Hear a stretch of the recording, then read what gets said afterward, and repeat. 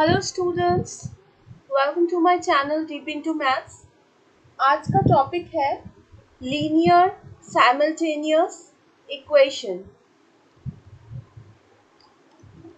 तो जिसे हम लोग हिंदी में कहते हैं सरल युगपत समीकरण, दो चल राशि युक्त। तो ये है आज का टॉपिक हम लोगों का। तो सबसे पहले कि जैसे आप लोग को इक्वेशन का मतलब आई होप पता है, बट फिर भी मैं एक बार आप लोग को बता देती हूँ व्हाट इज इक्वेशन, समीकरण क्या है।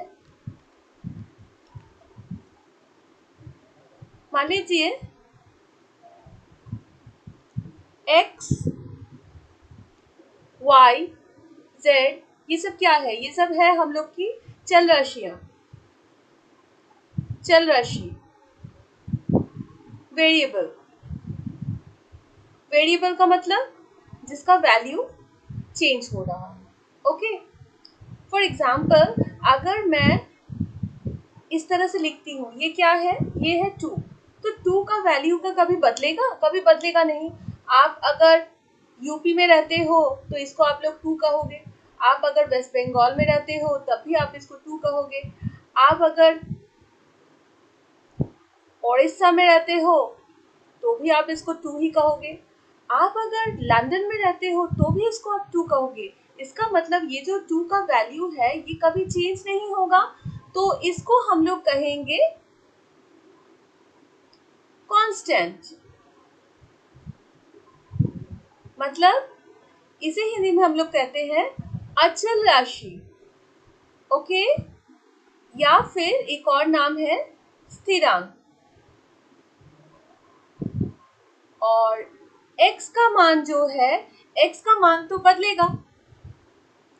ये जो x है, y है, z है, इसको आप लोग कुछ भी मान सकती हो। कोई x को 1 मान सकता है, कोई x कह सकता है 5, कोई x कह सकता है -6। तो x का जो वैल्यू है वो चेंज हो रहा है।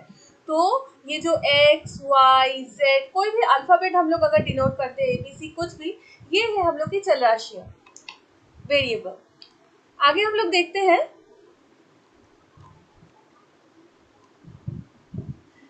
अब आप लोग को मैं बताती हूँ समीकरण यानी कि इक्वेशन। आप लोग का जो चल राशियां है और जो स्थिरांक है, जो वेरिएबल और कांस्टेंट और कुछ मैथमेटिकल ऑपरेशंस मतलब प्लस, माइनस, इनटू, डिवाइड, ये सब के सिंबल्स को मिलाकर हो जाएगा हम लोग का इक्वेशन। सपोज x + 3 एक इक्वल टू साइन रहेगा इज इक्वल्स टू 5। तो ये हो गया हम लोगों का एक समीकरण जिसमें x है एक वेरिएबल, y है एक, सॉरी, 3 है एक कांस्टेंट और एक इक्वल टू का साइन है। ठीक है, तो ये पूरे चीज को मिलाकर हो गया हम लोग का इक्वेशन, समीकरण। अब यहाँ पर आप लोग देख रही हो, यहाँ पर सिर्फ एक ही वेरिएबल है, एक चल राशि है। तो ये वाला जो समीकरण होगा ये एक चल राशि युक्त होगा। अगर मैं इस तरह से लिखती हूँ x + y = 7, यहाँ पर आप लोग देखो कि ये भी एक इक्वेशन है, लेकिन 2 वेरिएबल्स वाला, दो चल राशि वाला।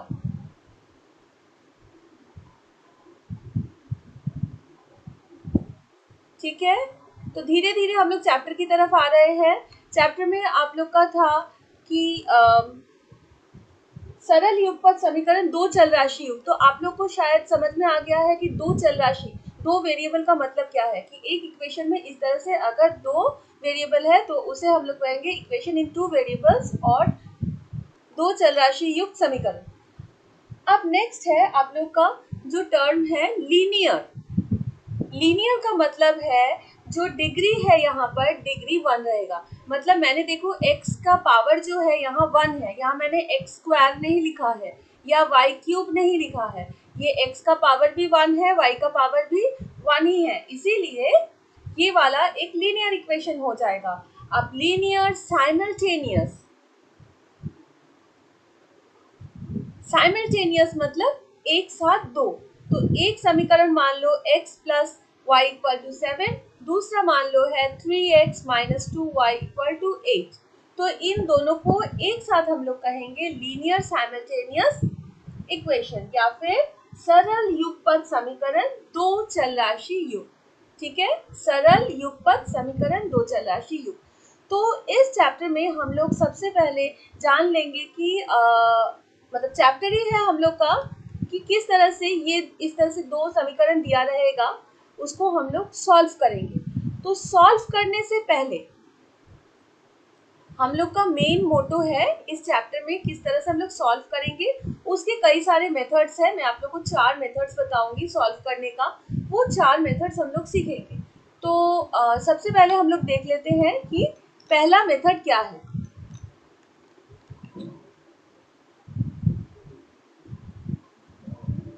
तो मेथड नंबर 1 का नाम है स्थानापन्न विधि।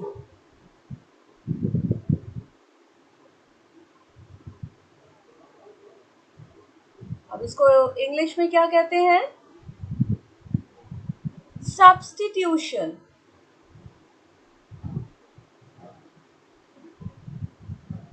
मेथड ऑफ सब्स्टिट्यूशन, ठीक है। नेक्स्ट विधि हम लोग सीखेंगे method of elimination.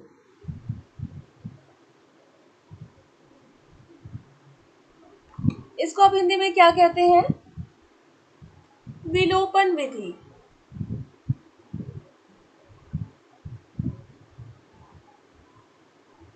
Next third है मेथड ऑफ क्रॉस मल्टीप्लिकेशन।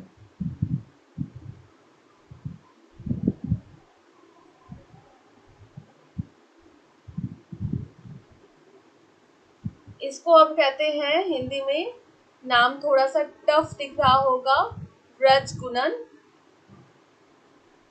विधि, और बहुत झटपट बन जाता है इस मेथड से। फोर्थ एक मैं आप लोग को बताऊंगी तुलनात्मक विधि।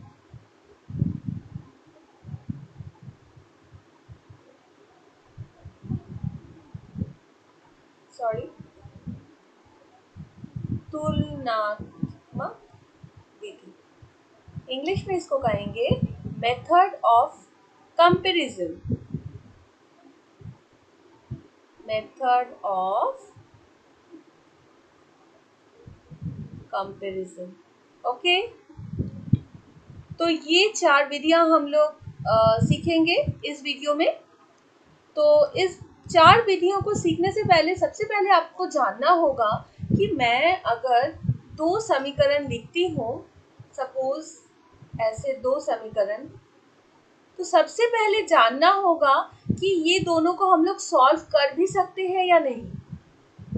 क्योंकि अगर सॉल्व नहीं कर पाएंगे, अगर ये सॉल्यूबल नहीं होगा, तो फिर हमको वहाँ पर कोई मेथड अप्लाई करने का ज़रूरत नहीं है। तो सबसे पहले हम लोग को देखना है कि ये सॉल्व होगा या नहीं। तो फर्स्ट टेस्ट करेंगे हम लोग टेस्ट करेंगे कि ये वाला जो समीकरण है ये सॉल्व होगा या नहीं। तो इसके भी कुछ तरीके हैं, कुछ मेथड्स हैं चेक करने का, तो वो मैं सबसे पहले आप लोग को एक्सप्लेन कर देती हूँ।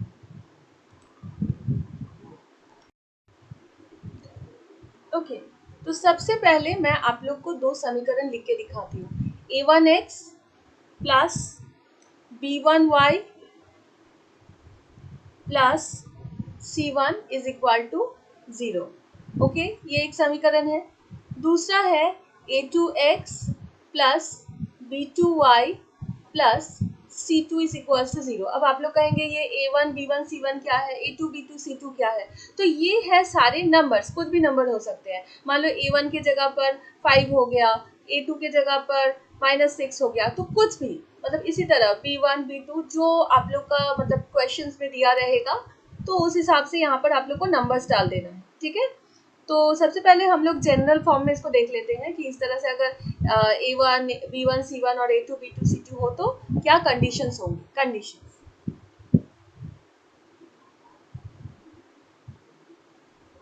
Number 1, for only one solution, मतलब केवल एक समाधान।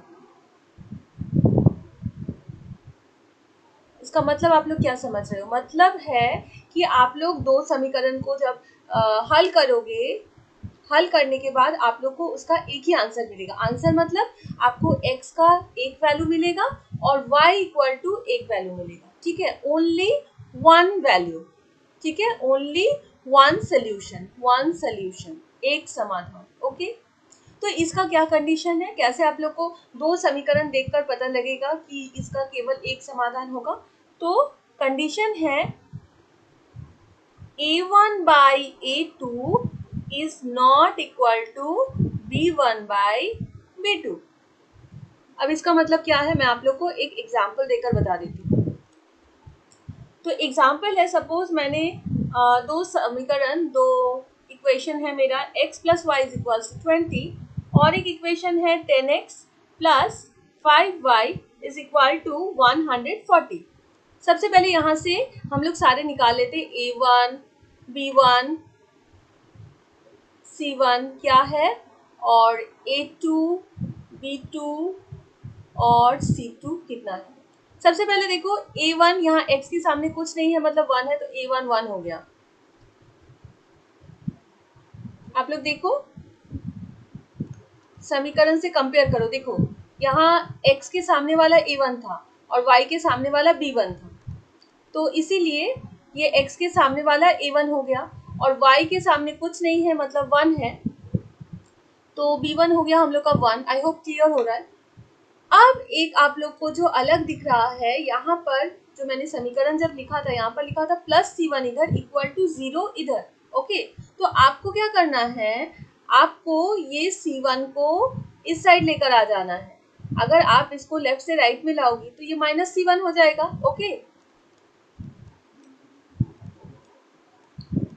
तो इसी प्रकार आप अगर इसको इधर लेकर आओगी तो ये हम लोग का c1 हो जाएगा, राइट? तो हम लोग का यहाँ c1 का वैल्यू कितना हो गया, -20। ओके, तो हम लोग लिख देते हैं c1 is equal to -20। I hope आप लोगों को क्लियर हो रहा है कि -20 हम लोग 20 क्यों नहीं लिख रहे हैं, बिकॉज हम लोग का समीकरण तो इस फॉर्म में था ना, a1x plus b1y plus c1 is equal to 0। हम लोग का जो ये c1 था, ये देखो यहाँ पर जो c1 है ये 0 जहाँ पर है ना, राइट हैंड साइड में है, तो इसको हम लोग को लेकर आना है इधर लेफ्ट हैंड साइड में यहाँ पर। ओके, तो इसीलिए जब इसको 20 को हम लोग इधर लेकर आएंगे तो लेफ्ट हैंड साइड में आने से ये -20 हो जाएगा, तो हम लोग का जो c1 हो गया वो -20 हो गया। तो इसी प्रकार हम लोग ये वाला लिख देते हैं। तो a2 हो गया हम लोग का 10,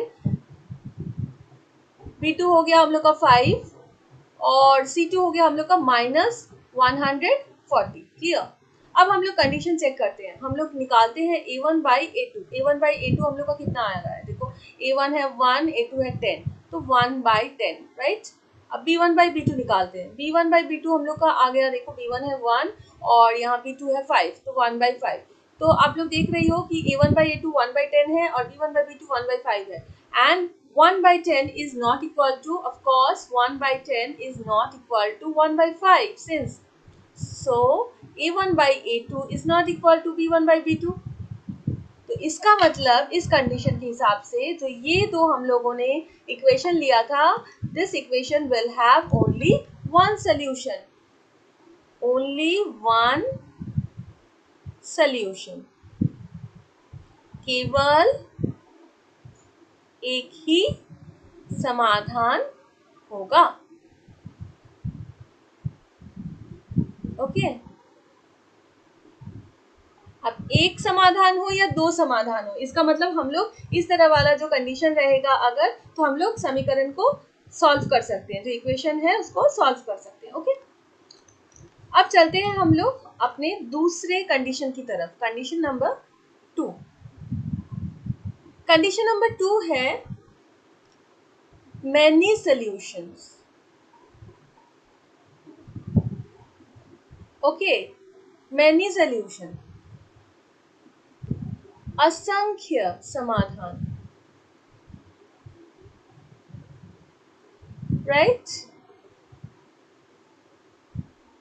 उसका कंडीशन है, समीकरण को मैं दोबारा नहीं लिख रही हूं, a1 by a2 is equals to b1 by b2 is equals to c1 by c2 अगर हो जाए, ओके, तो हम लोग का वो दो जो समीकरण रहेगा उसका मेनी सॉल्यूशंस होगा। तो मैं एक एग्जांपल दे देती हूँ। अगर है 2x plus 3y is equals to 28, okay, और एक इक्वेशन है 4x plus 6y is equals to 56। तो यहाँ पर हम लोग a1 a2 सारा निकाल लेते हैं। a1 है 2, a2 है 3, यहाँ पर देखो 3, और c1 सॉरी b1, यहाँ b1 होगा, और c1 है, यहाँ पर देखो आप लोग, ये जो 28 है ये हम लोग जब इस साइड लेकर आएंगे -28 हो जाएगा, तो -28। इसी प्रकार a2 हो गया 4, यहाँ पर है 4, b2 हो गया हम लोग का 6, और c2 हो गया हम लोग का, देखो 56 को इधर लेकर आएंगे तो -56, ओके। नेक्स्ट है हम लोग का काम, हम लोग a1 बाई a2 कैलकुलेट करेंगे, b1 बाई b2 कैलकुलेट करेंगे, और c1 बाई c2 कैलकुलेट करेंगे। तो a1 बाई a2 मतलब 2/4, देखो a1 बाई a2 मतलब 2/4, b1 बाई b2 मतलब 3/6, एंड c1 बाई c2 मतलब -28 बाई -56। तो इसे कैंसिल करते हैं 2 से, तो ये आ गया हम लोग का 1/2। यहाँ पर देखो फिर 3 से कैंसिल करते हैं तो ये भी आ गया 1/2। अब इसको करते हैं, माइनस माइनस कैंसिल हो गया, 28 2 जा 56 होता है, तो ऊपर 1 नीचे 2, तो ये भी आ गया 1/2। तो आप लोग को दिख रहा है a1 by a2, b1 by b2, c1 by c2 सारे इक्वल है, देखो सब में ही आया है, यहाँ भी है 1/2, यहाँ भी है 1/2, और इधर भी है 1/2, ओके।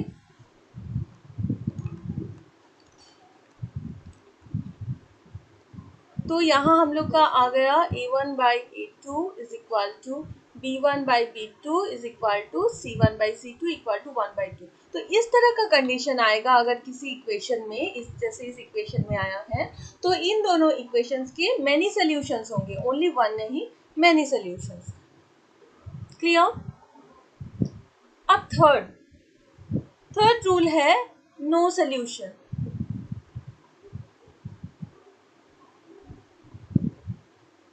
कोई भी समाधान नहीं, कोई हल नहीं होगा। अब इसका क्या कंडीशन है जान लेते हैं।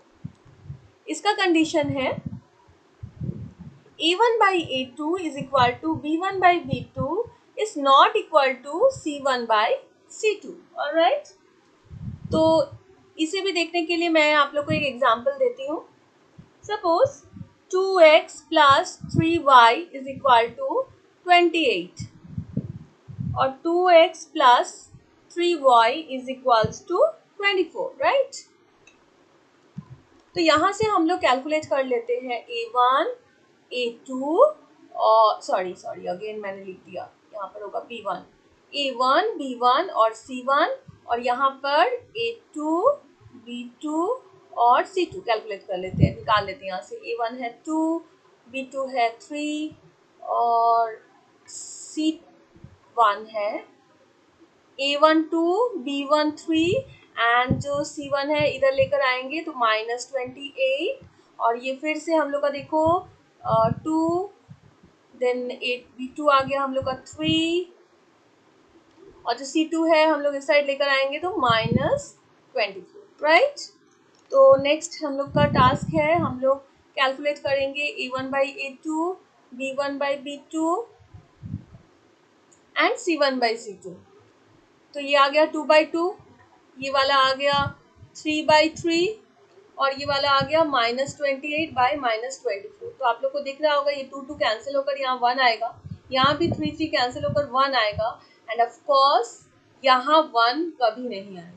तो यहाँ हम लोग को मिल गया a1 बाई a2, जो ये वाला और ये वाला तो इक्वल है, तो a1 by a2 is equals to b1 by b2, but though these are not equal to c1 by c2, because देखो ये तो अलग है, ये तो 1 नहीं है, ये तो 1 कभी नहीं आएगा।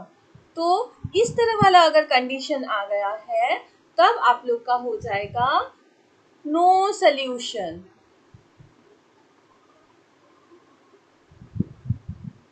कोई भी समाधान नहीं। समाधान नहीं होगा। ऑलराइट, तो आप लोग को अगर इक्वेशन मिलता है तो सबसे पहले आप लोग को चेक करना है कि उसका हल होगा भी या नहीं। अगर नहीं होगा तो हम लोग नहीं करेंगे उसको, क्योंकि सबसे पहले हम लोग को जानना पड़ेगा कि हो रहा है या नहीं। तो अब मैं आप लोग को बताऊंगी वो 4 विधियां जो मैंने आप लोग को बताया। ठीक है, तो चलो अब करते हैं वो 4 विधियां।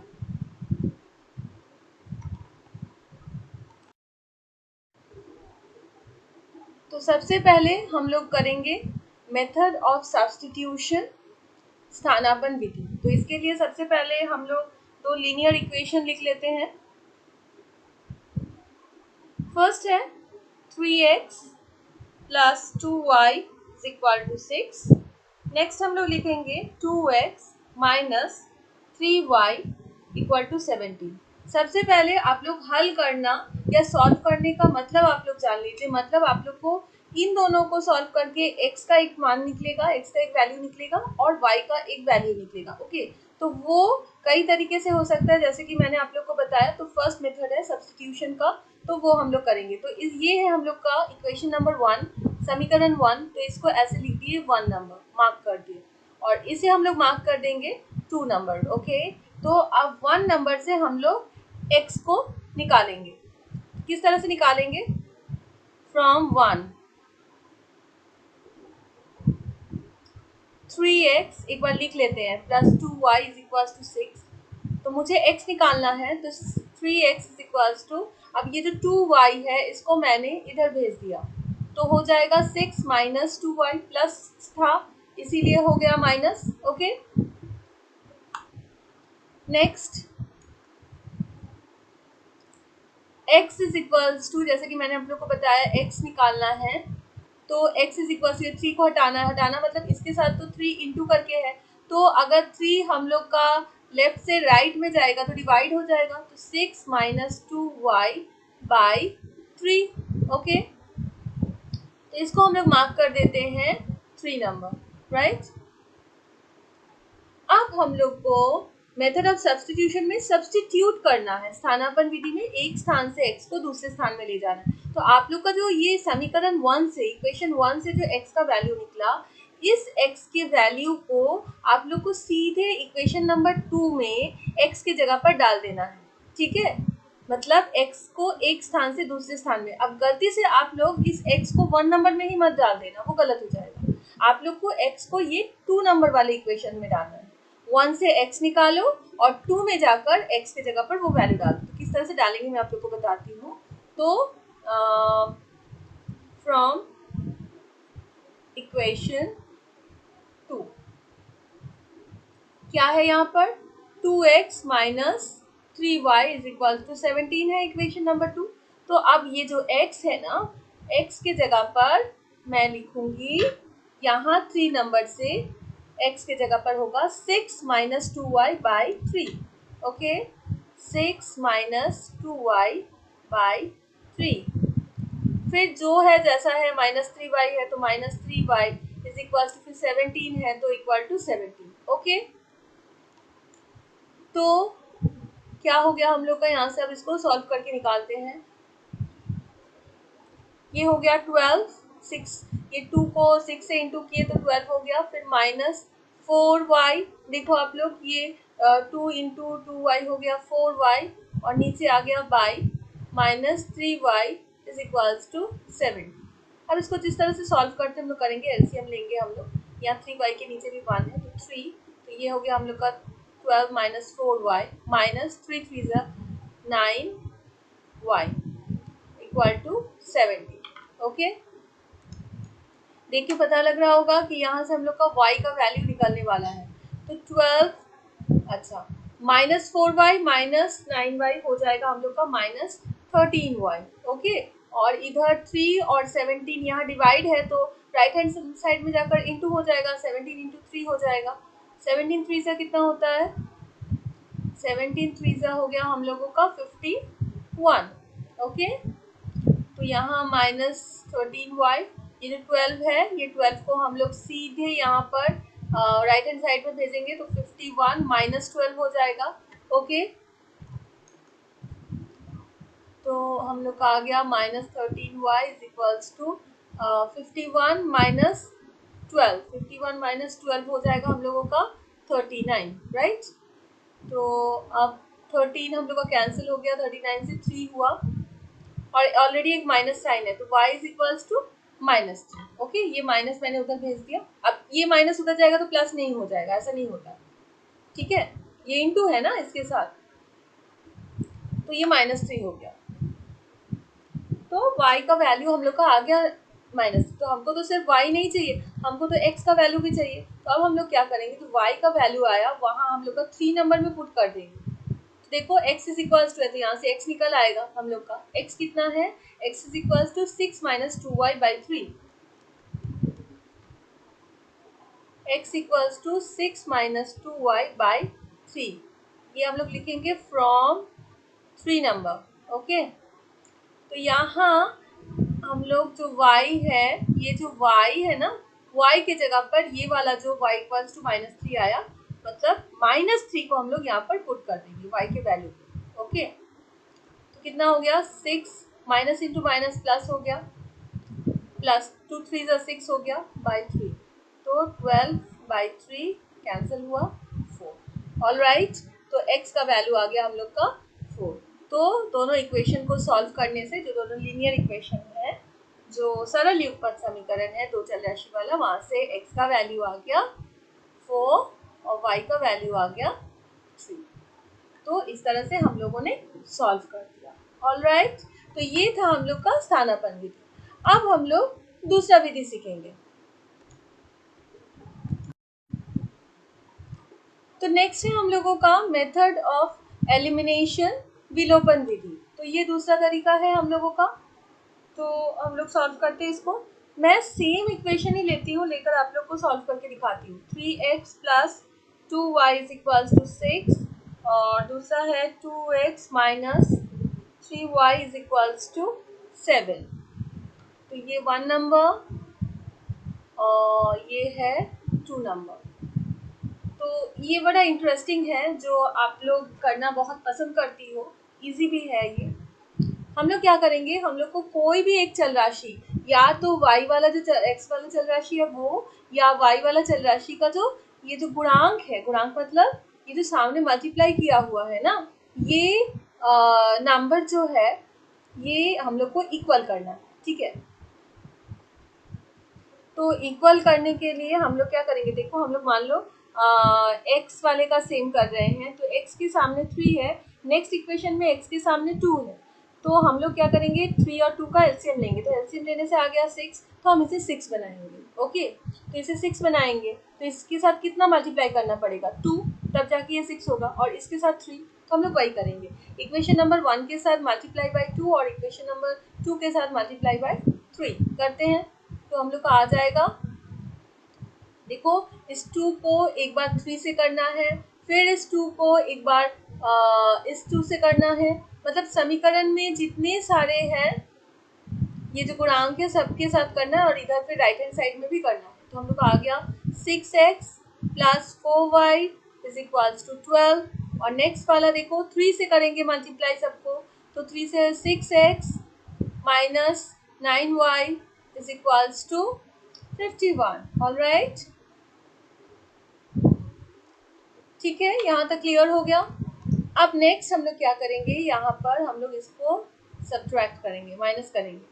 ये प्लस है, जस्ट साइन चेंज कर देना है, यहाँ प्लस है ना तो इसको माइनस कर दिए, यहाँ माइनस है तो इसको प्लस कर दिए, यहाँ प्लस है तो इसको माइनस कर दिए, ठीक है। तो नीचे वाले का साइन, नीचे वाले इक्वेशन का साइन चेंज हो गया, तो यहाँ प्लस 6x, यहाँ माइनस 6x, तो ये कैंसिल हो गया।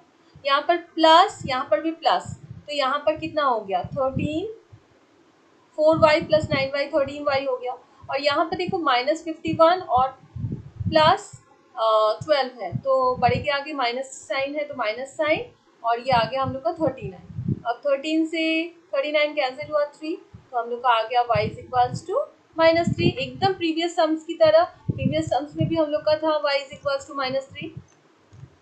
तो इसका मतलब हम लोग सही जा रहे हैं। अब y तो निकल गया, x के लिए क्या करना है आप लोग को, ये y के मान को कोई भी एक समीकरण 1 या 2 किसी में भी डाल दो, आपकी मर्जी। मैं सपोज समीकरण 1 में डाल रही हूँ, मैं लिखूंगी y इक्वल टू -3 को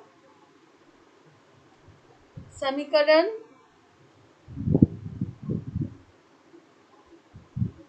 1 में रखने पर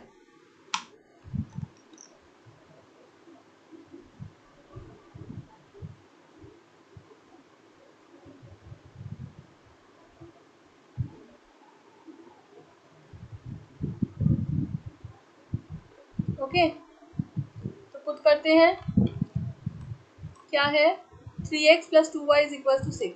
सबसे पहले हम लोग इक्वेशन को लिख लेते हैं, 3x plus 2y is equal to 6। तो 3x as it is, just y के जगह पर हम लोग को पुट कर देना है -3, ठीक है, पुट कर दिए। तो 3x, तो ये plus into minus minus 6, alright. तो बहुत ज़रूरी है इस तरह से और देना। 6 ऑलरेडी राइट हैंड साइड में था, ये -6 है तो राइट में गया तो +6 हो गया। 3x इज इक्वल्स टू 12 और x is equals to 12/3 that is equals to 4, therefore x is equals to 4। Exactly previous वाले मेथड में भी यही आया, ऑब्वियसली सेम इक्वेशन है, आंसर भी सेम ही आएगा। तो x इज इक्वल्स टू, हम लोग लिख देंगे x is equals to 4 and y is equals to -3, therefore x is equals to 4 and y is equals to -3। हम लोग का आंसर हो गया, क्लियर। तो ये था हम लोग का मेथड ऑफ एलिमिनेशन या विलोपन विधि। अच्छा, अब मैं आप लोग को तीसरा विधि सिखाऊंगी, जो नेक्स्ट मेथड है वो बताएंगे। तो नेक्स्ट विधि का नाम है मेथड ऑफ क्रॉस मल्टीप्लिकेशन, ब्रजगुणन विधि। ये नाम से घबराना नहीं है, बहुत इजी है ये मेथड, सिर्फ ध्यान से थोड़ा देखना है इस वीडियो को। तो सेम सम सी मैं लेती हूँ, जो इक्वेशन है सेम है, 3x plus 2y is equals to 6 और फिर है 2x minus 3y is equal to 17। एक बात ध्यान रखना है, x के नीचे x होना चाहिए, y के नीचे y होना चाहिए और ऐसे इक्वल टू साइन के उधर नंबर्स होने चाहिए। अगर मान लो ये 6 अगर आप लोग का लेफ्ट हैंड साइड में होता तो आपको उसको राइट हैंड साइड में अगेन भेज देना था, ओके। तो इस तरह से फॉर्मेट में पहले लिख देना। नेक्स्ट काम होगा आप लोग को कवर करना है, ढकना है। क्या ढकना है आप लोग को, आपको ये जो x है ये आप लोग को बिल्कुल भी देखना नहीं है, ठीक है। तो ये जो x है, ये x को आप लोग सबसे पहले बिल्कुल भी देखोगे नहीं, ये ढक दिया मैंने, राइट। अच्छा, उसके पहले फर्स्ट स्टेप है, आपको इस तरह से लिखना है, x by equal to y by equal to -1 by, यही मेथड है, ओके। तो आप लोग को ऐसे ही करना है। तो सबसे पहले मैंने x को ढक दिया, जब x निकालोगे आप लोग तब x को ढक देना है।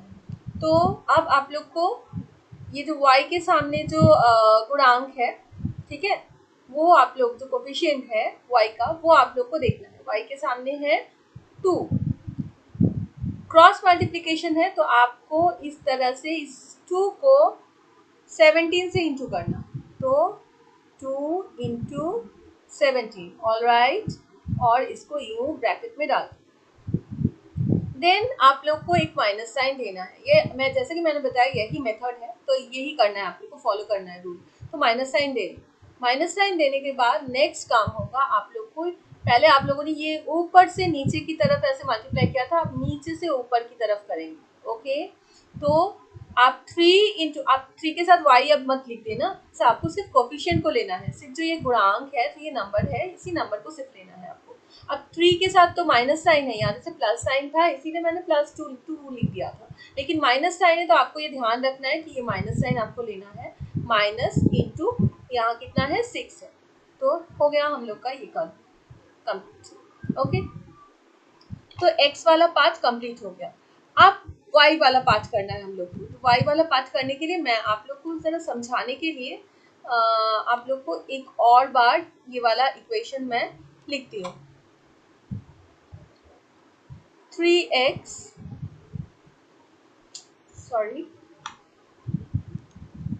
3x plus 2y is equals to 6। 2x आपको नहीं लिखना है दोबारा, मैं ये समझाने के लिए दोबारा लिख के दिखा रही हूँ, इक्वल टू 7। अब क्योंकि आपको y का अब निकालना है तो आप कंप्लीटली इस y वाले पोर्शन को आप लोग कवर कर दोगे कि आपको देखना नहीं, राइट। तो अब आप लोग क्या करोगे, पहले वाले में क्या किया था आप लोगों ने, पहले वाले में आप लोगों ने देखो ऊपर से नीचे की तरफ मल्टीप्लाई किया था।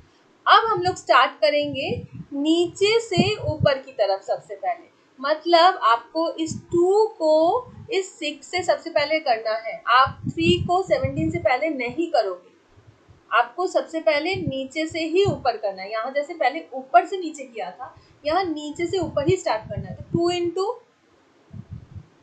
6 है, फिर आपको जैसे बताया था माइनस साइन दे देना है, फिर 2 ब्रैकेट डाल देना है।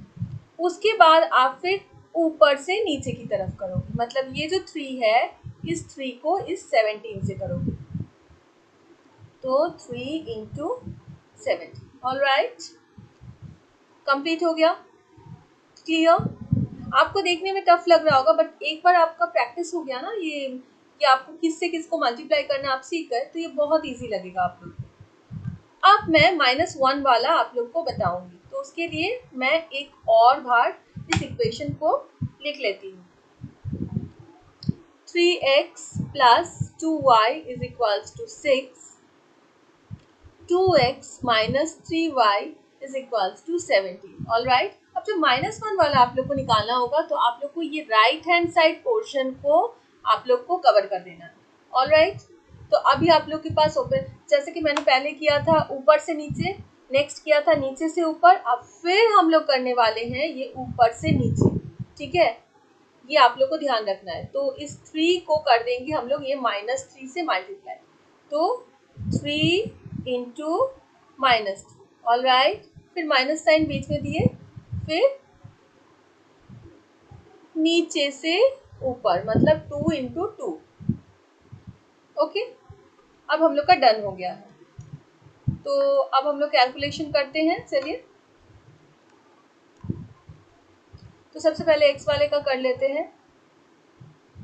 तो 17 2 जा 34, अब माइनस इंटू माइनस प्लस हो गया, 3 6 जा 18। ओके, यहाँ y बाई 12 माइनस 51। ओके, यहाँ हो गया -1 बाई -9 -4। देखो -9, 3 इंटू -3 और 2 इंटू 2 4। ओके, अब चलो कैलकुलेट करते हैं।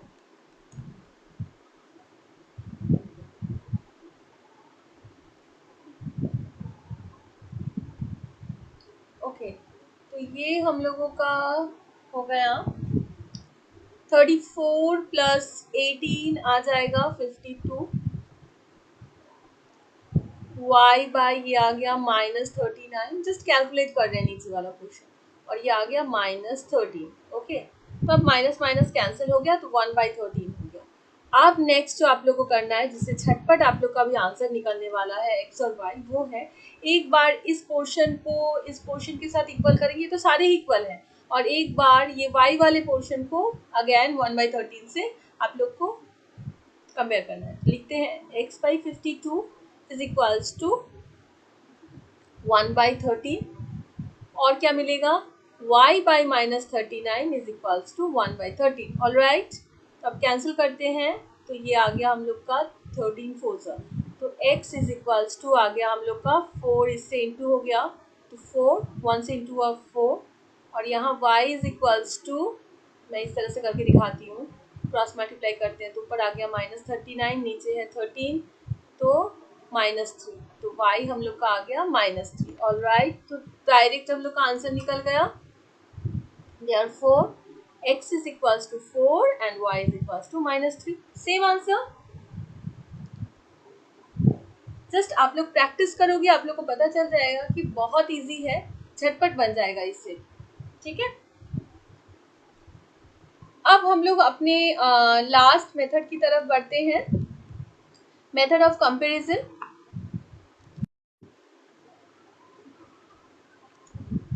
तो मेथड ऑफ कंपैरिजन तुलनात्मक विधि करते हैं. सेम सम्स लेते हैं. 3x plus 2y is equals to 6 और एक समीकरण था हम लोग का 2x minus 3y is equals to 17. तो इसको कर देंगे 1 नंबर इक्वेशन और इससे मार्क कर देंगे 2 नंबर इक्वेशन. ये वाला मेथड के साथ आप लोग मेथड ऑफ सब्स्टिट्यूशन को मिला मत देना. थोड़ा सा डिफरेंस है दोनों विधि में, आप लोग को अभी मैं बताऊंगी तो पता लग जाएगा. आप लोग को दोनों इक्वेशन से कोई भी एक वेरिएबल को निकाल लेना है. मतलब यहाँ से x को वैल्यू कितना होगा निकाल लो और फिर यहाँ से x का वैल्यू निकाल लो, या फिर इस इक्वेशन से y का वैल्यू निकालो तो इससे भी y का ही वैल्यू निकालो. ठीक है. मतलब मैं बताती हूँ. फ्रॉम इक्वेशन 1 क्या मिलेगा हम लोग को, एक बार दिखा देते हैं. सब्स्टिट्यूशन वाले मेथड में ठीक इसी तरह से हम लोगों ने किया था. देखो x निकाल लिए हैं, राइट. इसी तरह से निकाले थे और इसको 3 नंबर मार्क कर देना है. तो इसी प्रकार हम लोगों ने स्थानापन्न में क्या किया था, जो मेथड ऑफ सब्स्टिट्यूशन में हम लोगों ने इस x का वैल्यू दूसरे वाले इक्वेशन में सब्स्टिट्यूट कर दिया था, रख दिया था. ओके. लेकिन यहाँ हमें क्या करना है, इस इक्वेशन से भी 2 नंबर से भी हम लोग को x ही निकालना है. तो फ्रॉम इक्वेशन 2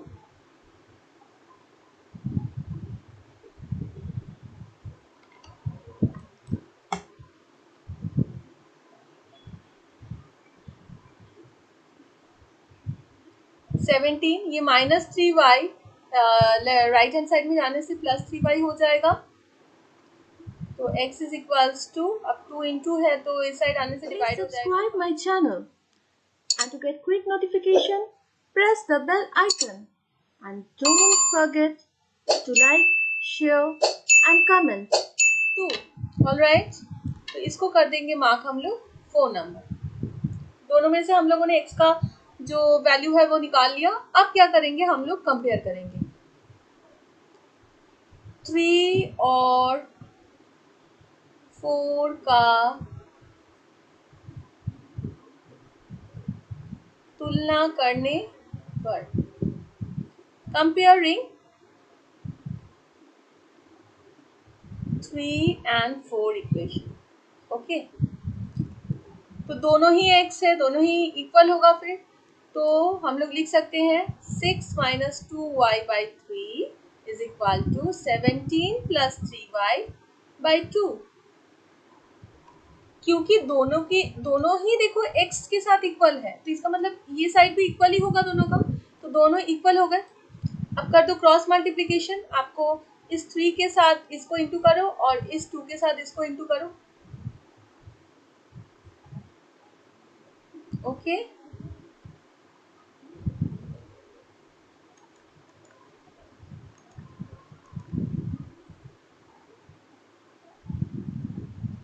ऑलराइट.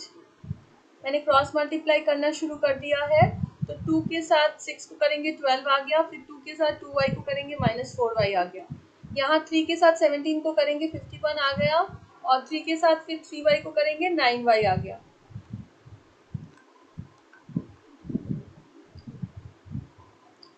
तो सारे y को एक तरफ लेकर आते हैं. +9y है, लेफ्ट में आएगा तो -9y हो जाएगा. फिर 51, 12 अगर लेफ्ट में है, राइट में आने से -12 हो जाएगा. तो ये आ गया हम लोग का -13y और ये आ गया इधर हम लोग का 39. ओके. तो यहाँ से अब y निकाल लेते हैं. y is equal to 39 by -13. Calculate करते हैं तो -3. ऑलराइट. यही था y का वैल्यू -3. अब हम लोग x का वैल्यू निकालेंगे.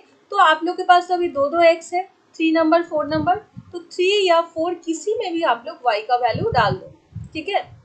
तो हम लोग एक काम करते हैं, हम लोग 4 नंबर में y का वैल्यू डालते हैं. x is equals to 17 plus 3y by 2।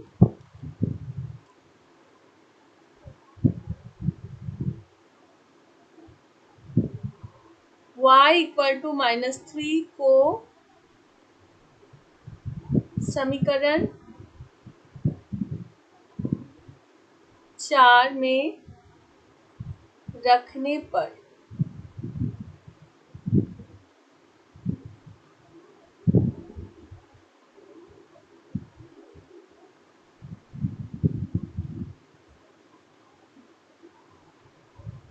Okay तो पुट कर दो 17 प्लस 3 y के जगह पर, ये जो y है ये y के प्लेस में हम लोग पुट करेंगे -3। ओके कितना आ रहा है 17 plus into minus -9 by 2।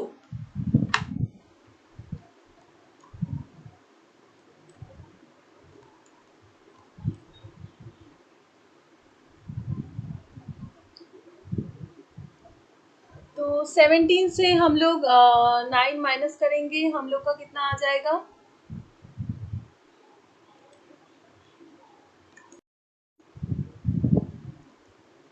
8 by 2 cancel हो गया 4, therefore x is equals to 4। यही था हम लोग का।